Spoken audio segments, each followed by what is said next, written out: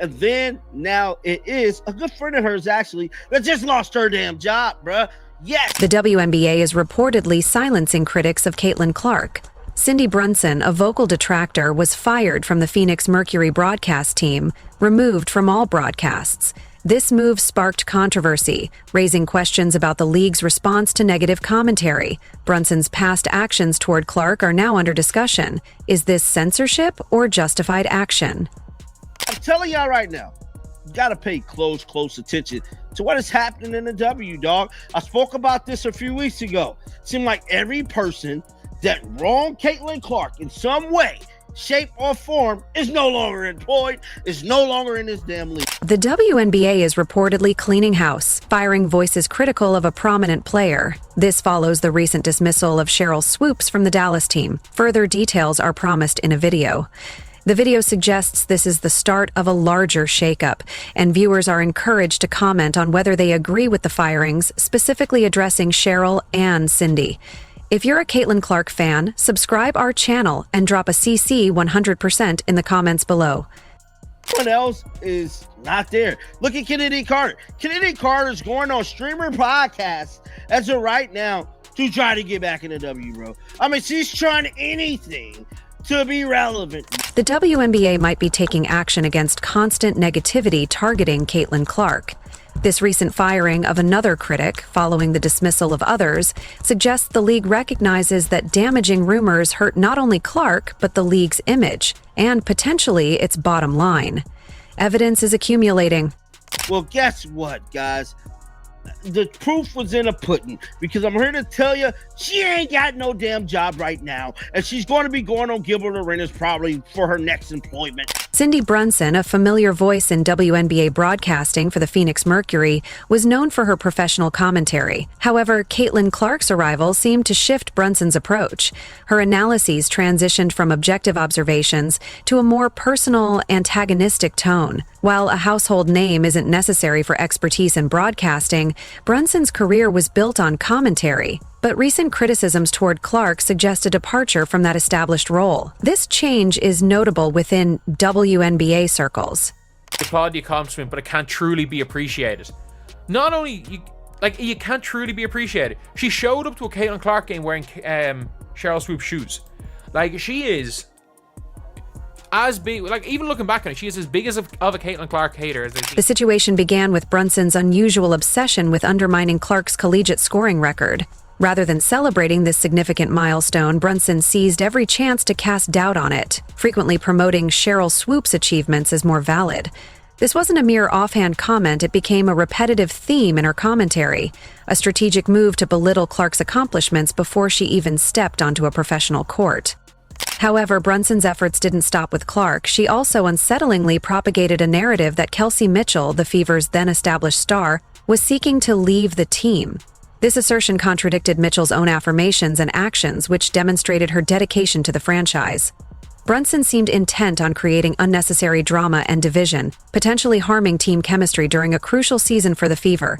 Such behavior raises concerns about the motivations behind public criticism in sports, especially when it manifests as a deliberate attempt to disrupt rather than support. Obviously, we've seen her trying to basically get Kelsey Mitchell off the Fever, but someone just said, stay the F away from the Fever. Brunson didn't limit her criticism to the players. She also targeted the fan base. Her remarks about Fever supporters transitioned from basketball analysis to outright inflammatory remarks. She appeared especially irked by the influx of new fans that Clark attracted, viewing them not as valuable additions to women's basketball, but as unwelcome intruders who lacked the right to express their opinions.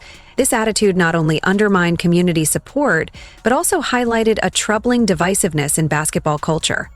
Cindy Brunson is saying that she just thought it was a doppelganger situation, and that this wasn't Sydney Colson trying to make fun of Monica Stanano, then maybe, like, it wouldn't look as bad, but her explanation was awful. But at the same time, like, it was very clearly Sydney Colson was trying to make fun of a college student. You're almost 50 years old, why are you on this app causing so much drama? Perhaps the most telling aspect of Brunson's agenda was her decision to ridicule Monica Stanano, Clark's former Iowa teammate. This behavior indicated that her negativity wasn't confined to Clark alone, but extended to anyone associated with her. By targeting a young player who wasn't even central to the WNBA narratives, Brunson exposed that her intentions were personal rather than analytical. When confronted about her remarks, Brunson's response was revealing. Instead of reflecting on her commentary, she doubled down and dismissed the criticism. Specifically addressing her mocking of Sinanano, she trivialized the situation, claiming it was simply laughing at a doppelganger scenario, and insisting there was no deeper meaning behind her comments. This refusal to recognize the potential impact of her words on players and the league's reputation only heightened concerns about her approach, suggesting a troubling disregard for the responsibilities that come with public commentary in sport. The dumbest response ever. It was literally from last year, not years ago, and you were laughing at a professional WNBA player intimating that a young woman in college looks like a man. There's literally date at the bottom. So what's become blatantly obvious that you're really good at holding fans to a different standard you hold yourself, which is worse.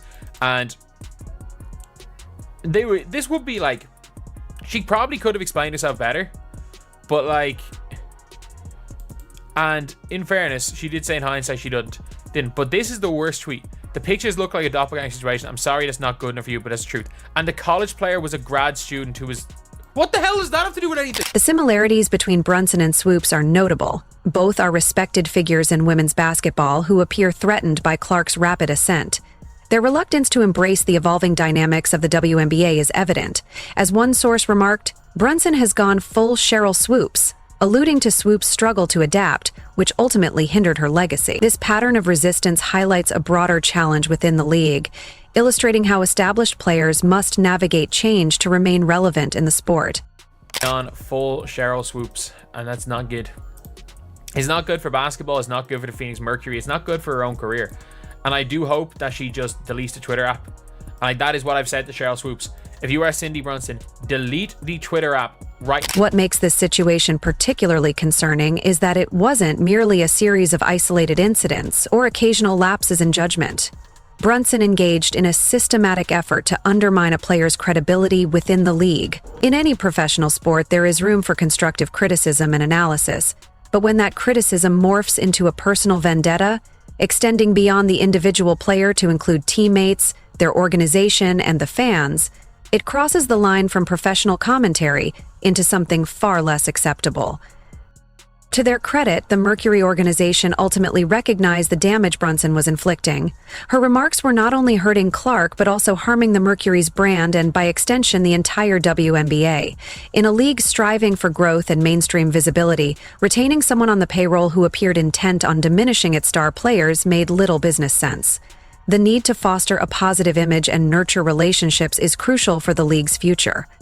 Not one to celebrate people losing their job, but Cindy Brunson was legit unlistenable on the microphone, and that's not even including the anti-CC stuff. Swoopes gone, Brunson gone. They're weeding out of the fools is in full swing. WNBA teams and networks continues this trend and capitalize on their new eyeballs. The Mercury's decision was not a mere reprimand. It was a total dismissal. When teams deal with problematic broadcasters, they usually follow a standard damage control protocol, reassigning them to lower profile games, issuing a carefully crafted apology, or implementing a short suspension. However, Phoenix took an entirely different approach, opting to completely eliminate Brunson from every broadcast on their 2025 schedule, not just those involving the Fever. This bold move underscores the organization's commitment to addressing the issue decisively and prioritizing its brand image. Cindy Brunson, all right? Apparently she has been fired as well. Got clipped. And yeah, if you don't know this person, she was really nasty as well. I didn't necessarily talk about her too much, but yes, she was a nasty individual. This thorough removal highlights the organization's perception of the situation. They didn't view it merely as a Caitlin Clark issue that could be mitigated by sidelining Brunson during games against Indiana. Instead, they recognized it as a broader Cindy Brunson problem that impacted their entire broadcasting operation. This decision reflected an understanding that Brunson's actions were detrimental not just to one player, but also to their overall relationship with fans and the league as a whole. Such a decisive response underscores their commitment to maintaining integrity. Nobody.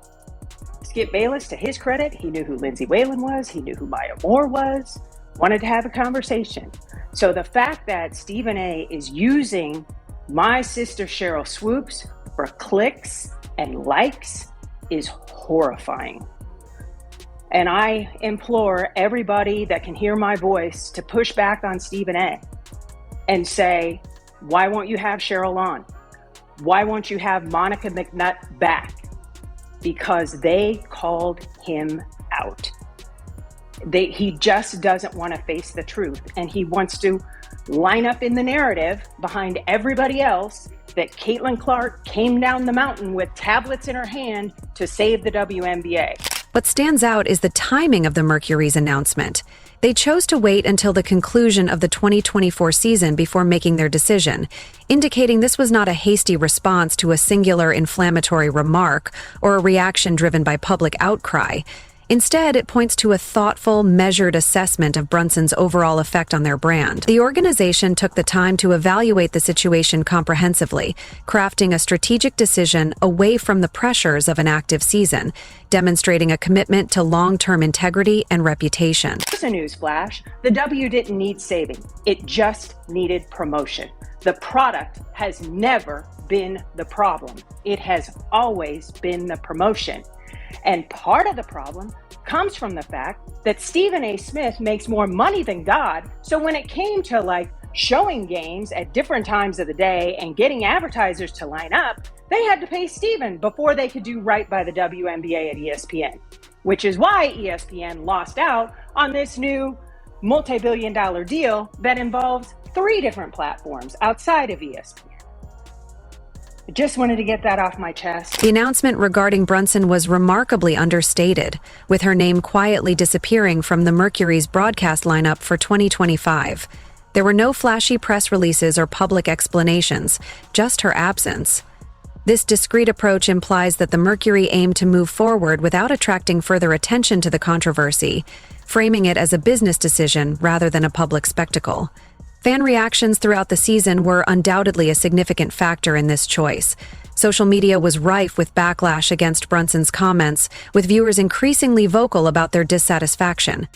One Twitter user didn't hold back, labeling her a 100% disgrace and arguing that she had no place in any sports role. Another fan noted a troubling pattern of attention-seeking behavior, asserting she is clearly trying to get attention. Before she joined the negativity, her page had minimal engagement. Now she's seeking the spotlight at the expense of young women.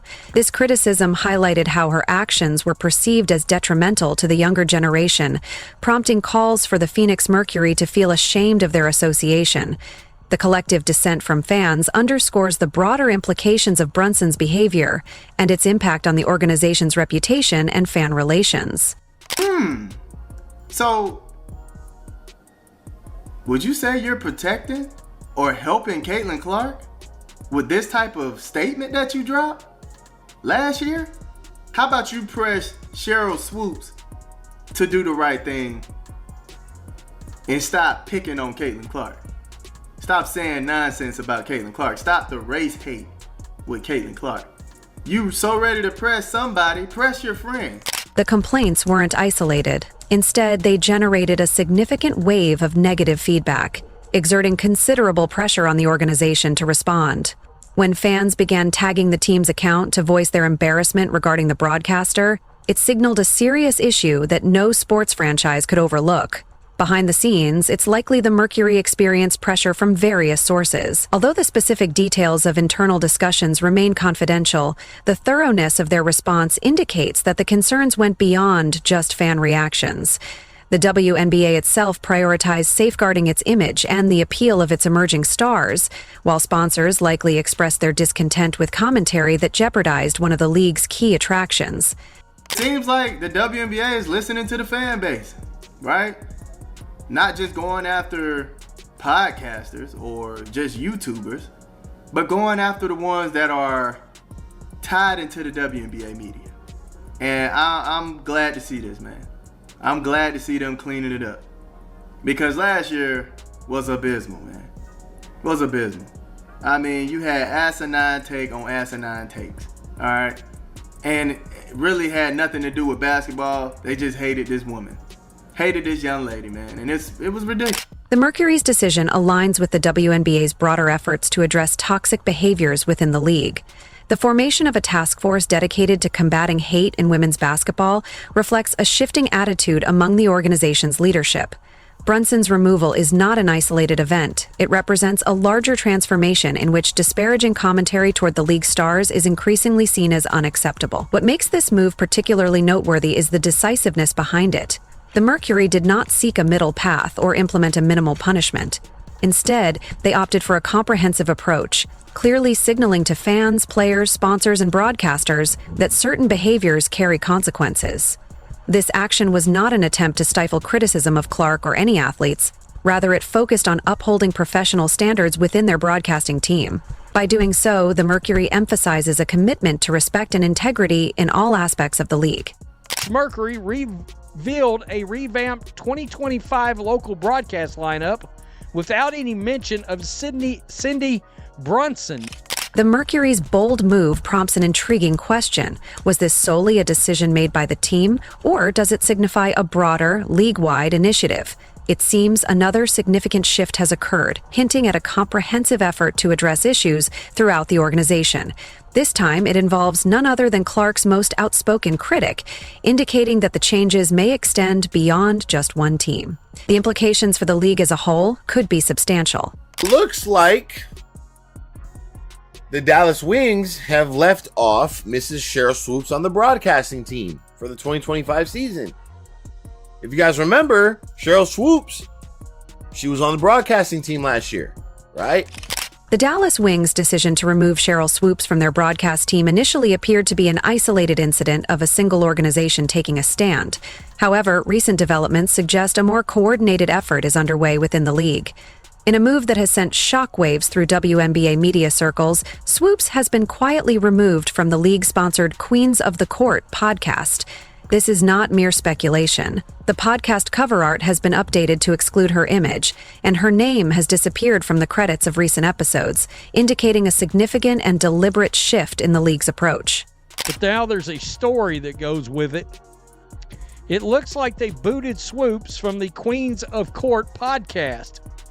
Now, Just Jordan has a podcast and she has guests on. The WNBA listened to the new fans, looked at the facts, and acted accordingly. And we all know this was a Caitlin Clark hate fest last year, right? I mean, seriously. And there they are. That's the old cover for the podcast. And this is the new one. The significance of this second removal lies in its timing. Instead of allowing the situation surrounding Dallas to fade as an isolated incident, the WNBA has proactively distanced itself from Swoopes. Her removal from the podcast occurred quietly, without any announcement or explanation, almost as if the league hoped it would go unnoticed. However, the disappearance of a Hall of Famer from league-sponsored content immediately after her departure from a team raises questions and connects the dots for many observers. This ongoing pattern sheds light on deeper issues regarding Swoopes that extend beyond her comments about Caitlin Clark. Her coaching tenure at Loyola University Chicago provides important context. After a mass exodus of players, Swoopes was fired amidst troubling allegations about her treatment of student athletes. Former players reported experiencing an emotionally unstable environment where Swoopes would cry during games and practices, threaten scholarships, and inappropriately disclose personal information. These revelations paint a complex picture, suggesting that her influence and the league's reaction to it may have roots in problematic behavior that cannot be easily overlooked. Loyola University basketball coach Sheryl Swoopes, she's under investigation, accused of mistreating players. College coach is not only under fire, but under investigation after reports that the majority of her roster has decided to leave. Former Loyola player Kate Swan provided a particularly harsh critique, stating, "Just because you're a great player doesn't mean you're a great coach." This history of belittling and humiliating players at Loyola establishes a troubling pattern that seems to have persisted into her broadcasting career. Swoopes' comments about Caitlin Clark, rather than being innocent missteps, appeared intentionally designed to undermine the achievements of a rising star. Such behavior raises serious concerns about Swoopes' influence and approach within the WNBA and its broader media landscape. Mistreated players. It was the environment she had created.